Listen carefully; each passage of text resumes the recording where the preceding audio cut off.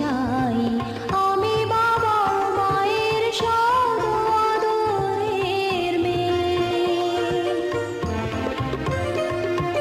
যদি চার দেয়ালের মাঝে কাটে সারা জীবন, তাহলে থাকবো শুধু বোঝা হয়ে। শিক্ষা